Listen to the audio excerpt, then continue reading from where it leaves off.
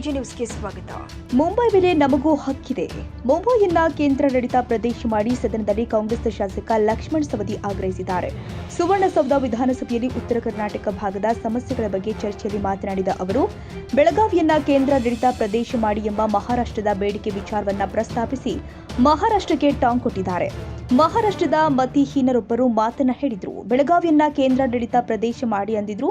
ಹಾಗಾದ್ರೆ ಮುಂಬೈಯಲ್ಲಿ ನಮ್ಮ ಹಕ್ಕಿದೆ ಎಂಬ ಮಂಡನೆ ಮಾಡಬೇಕಾಗುತ್ತೆ. ಕೇಂದ್ರ ಸರ್ಕಾರಕ್ಕೆ ಈ ಮನವಿ ಮಾಡ್ತೀವಿ. ಮುಂಬೈಯನ್ನ ಕರ್ನಾಟಕಕ್ಕೆ ಬಿಟ್ಟು ಬಿಡಿ ಅಂತ ಕೇಂದ್ರಕ್ಕೆ ಪ್ರಸ್ತಾವ ಸಲ್ಲಿಸೋಣ. ಮುಂಬೈಯನ್ನ ಕೇಂದ್ರಾಡಳಿತ ಪ್ರದೇಶ ಮಾಡಿ, ಮುಂಬೈ ಮೇಲೆ ನಮಗೂ ಹಕ್ಕಿದೆ ಎಂದಿದ್ದಾರೆ. ಬೆಳಗಾವಿ ಕರ್ನಾಟಕದ ಎರಡನೇ ರಾಜಧಾನಿ. ಬೆಳಗಾವಿ ಕರ್ನಾಟಕದ ಅವಿಭಾಜ್ಯ ಅಂಗ ಎಂದು ನಾವು ಘೋಷಣೆ ಮಾಡಿದ್ದೀವಿ. ಮಹಾಜನ್ ಆಯೋಗ ವರದಿ ಕೂಡ ಒಪ್ಪಿದೆ ಎಂದಿದ್ದಾರೆ. ಉತ್ತರ ಕರ್ನಾಟಕ ಅಂತಂದ್ರೆ ಇವತ್ತಿನ ಕಲ್ಯಾಣ ಕರ್ನಾಟಕ ಮತ್ತು ಈ ಕಡೆ ಕಿತ್ತೂರು ಕರ್ನಾಟಕ. ಮೊದಲು ನಾವು 6 ಜಿಲ್ಲೆಯವರು ಮುಂಬೈ ವಿಧಾನಸೌಧಕ್ಕೆ ಹೋಗ್ತಿದ್ದೀವಿ. ಆ ಕಡೆ ಇರ್ತಕ್ಕಂಥವರು ಆ 6-7 ಜಿಲ್ಲೆಯ ಶಾಸಕರು ಹೈದರಾಬಾದಕ್ಕೆ ಹೋಗ್ತಿದ್ರು.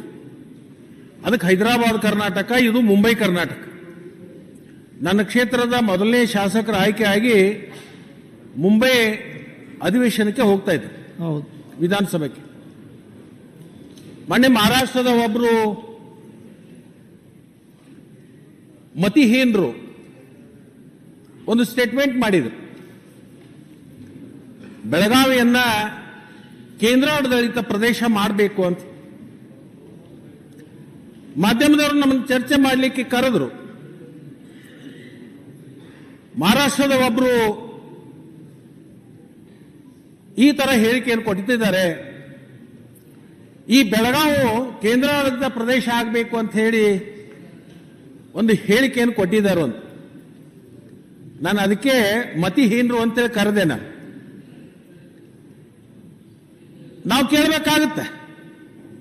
ಹಾಗಾದ್ರೆ ನಾವು ಮೊದಲನೇ ಬಾರಿಗೆ ಮುಂಬೈ ಅಧಿವೇಶನಕ್ಕೆ ಹೋಗ್ತಕ್ಕಂಥ ಸಂದರ್ಭದಲ್ಲಿ ಮುಂಬೈದಲ್ಲಿನೂ ನಮ್ಮದು ಹಕ್ಕಿದೆ ಅಂತಕ್ಕಂಥ ಮಂಡನೆಯನ್ನು ಕೂಡ ನಾವು ಮಾಡಬೇಕಾಗುತ್ತೆ. ನಾವು ಕೇಂದ್ರ ಸರ್ಕಾರಕ್ಕೆ ಆಹ್ವಾನ ಕೊಡೋಣ ಮತ್ತು ವಿನಂತಿಯನ್ನು ಮಾಡೋಣ. ಇವತ್ತೇನು ಬೆಳಗಾವಿಯನ್ನ ಕೇಂದ್ರಾಡಳಿತ ಪ್ರದೇಶ ಅಂತ ಹೇಳಿ ಮಾಡಬೇಕು ಅಂತ ಹೇಳಿ ಮಹಾರಾಷ್ಟ್ರದವರು ಹೇಳಿಕೆಯನ್ನು ಕೊಟ್ಟಿದ್ದಾರಲ್ಲ, ನಾವು ಕೇಂದ್ರ ಸರ್ಕಾರಕ್ಕೆ ಒಂದು ಪ್ರಸ್ತಾವನೆ ಕಳಿಸೋಣ. ಮುಂಬೈಯನ್ನ ಕರ್ನಾಟಕಕ್ಕೆ ಬಿಟ್ಟುಕೊಡಿ, ಬೆಳಗಾವನ್ನ ಮಹಾರಾಷ್ಟ್ರಕ್ಕೆ ತಗೊಳ್ಳಿ.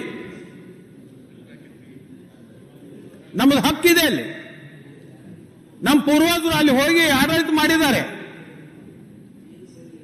ಆ ನ್ಯಾಯ ತೀರ್ಪು ಕೊನೆಗೊಳ್ಳುವವರೆಗೆ ಮುಂಬೈಯನ್ನ ಕೇಂದ್ರಾಡಳಿತ ಪ್ರದೇಶ ಮಾಡಬೇಕು ಅಂತ ಹೇಳಿ ನಮ್ಮ ಸರ್ಕಾರದಿಂದ ನಾವು ಕೇಂದ್ರ ಸರ್ಕಾರಕ್ಕೆ ಕಳಿಸುವಂತ ಒಂದು ವ್ಯವಸ್ಥೆ ಆಗಬೇಕು.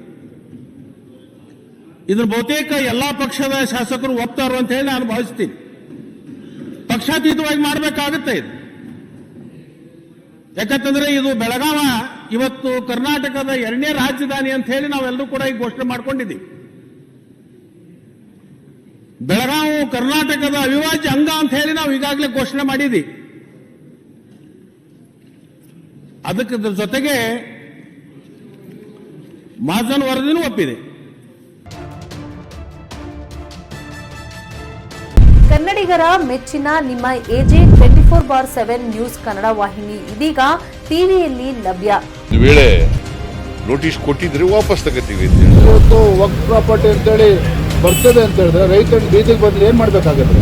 ಯಾರು ವೋಟ್ ಹಾಕಿಲ್ಲ ಅಂದ್ರೆ ಗ್ಯಾರಂಟಿನೆಲ್ಲ ಸ್ಟಾಪ್ ಮಾಡ್ಬಿಡ್ತೀವಿ.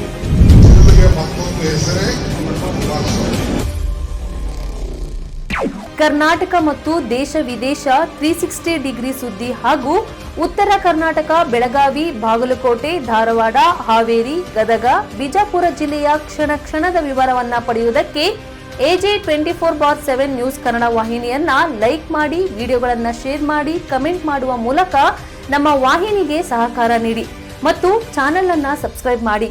ಧನ್ಯವಾದಗಳು.